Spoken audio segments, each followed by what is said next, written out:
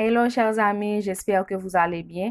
C'est votre sœur Listan Beaubrun encore avec vous pour la présentation du rubrique Lisons ensemble. Nous allons continuer avec notre lecture du livre Événements des derniers jours, écrit par la sœur Ellen G. White. Nous continuerons avec le chapitre 2, Les signes du prochain retour du Christ, pages 23 à 25.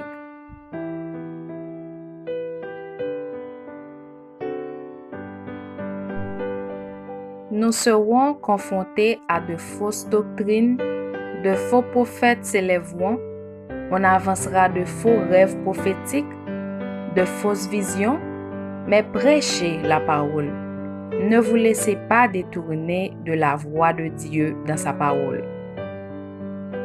Il m'a été montré que de nombreuses personnes se réclameront d'un enseignement divin spécial et prétendront conduire les autres. S'appuyant sur de fausses conceptions relatives à nos devoirs, elles entreprendront un travail que Dieu ne leur a jamais confié. Il en résultera de la confusion. Que chacun recherche Dieu avec ardeur par lui-même, de sorte qu'il puisse comprendre sa volonté individuellement.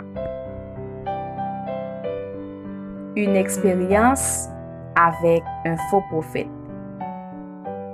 Hier soir, un jeune homme inconnu de nous tous, mais se disant frère de Victoria, nous rendit visite et demanda à voir Sir White. Il était tard et je ne voulus pas le rencontrer. Nous l'invitâmes cependant à rester avec nous durant la nuit et à prendre le déjeuner avec nous.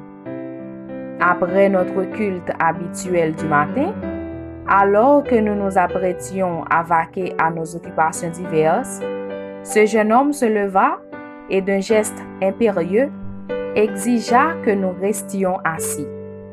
Il dit, « Avez-vous des recueils de cantiques?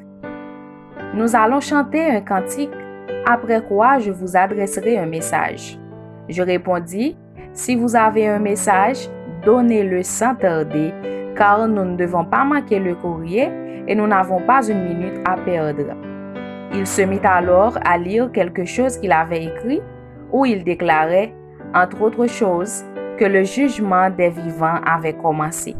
J'écoutais son discours et je lui déclarai finalement, « Mon frère, vous n'avez pas tous vos esprits. Dites-nous clairement en quoi votre message nous concerne. S'il vous plaît, dites-le nous directement. Votre cerveau est surmené.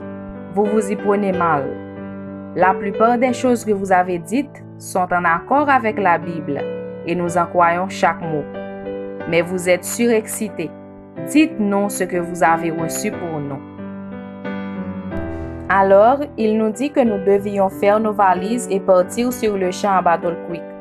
Je lui demandai pourquoi et il répondit, « Pour aller y délivrer ce message. Le jugement des vivants a commencé. » Je lui répondis, « L'œuvre que le Seigneur nous a confiée n'est pas terminée.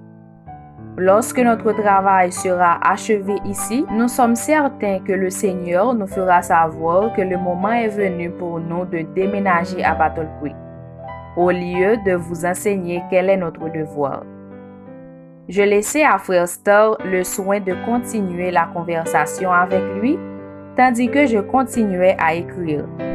Il dit à Frère Starr que lorsque Sir White lui parla si gentiment et cependant avec une telle autorité, il commença à prendre conscience de son erreur et que les impressions qui l'avaient si profondément ému n'étaient ni cohérentes ni raisonnables.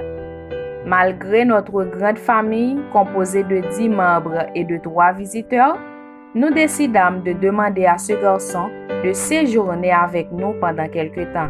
Nous n'avons pas osé lui faire rencontrer des gens qui l'auraient traité trop durement et l'auraient condamné. Mais nous n'avons pas non plus voulu qu'il nous répète ses prétendues révélations.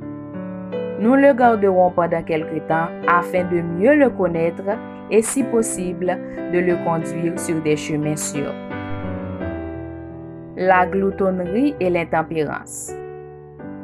La gloutonnerie et l'intempérance sont à la base de la grande dépravation morale de notre monde. Satan le sait et il ne cesse de tenter hommes et femmes afin qu'ils cèdent à leur goût au mépris de la santé et même de la vie. Manger, boire, se vêtir sont devenus le but de la vie pour le monde. Un état de choses exactement semblable existait avant le déluge. Et cet état de dissipation est l'une des preuves caractéristiques de la fin prochaine de l'histoire de ce monde. Le tableau que nous propose l'Écriture, inspiré du monde antédiluvien, ne représente qu'avec trop de vérité la condition vers laquelle la société moderne se hâte. Nous savons que le Seigneur ne tardera pas à venir. Le monde devient rapidement ce qu'il était au jour de Noé. Il s'est abandonné à l'égoïsme. On mange et on boit avec excès. Les hommes boivent la boisson empoisonnée qui les rend fous. C'était le chapitre 2, pages 23 à 25. Merci d'écouter et n'oubliez pas de partager cette vidéo avec vos proches. À la prochaine!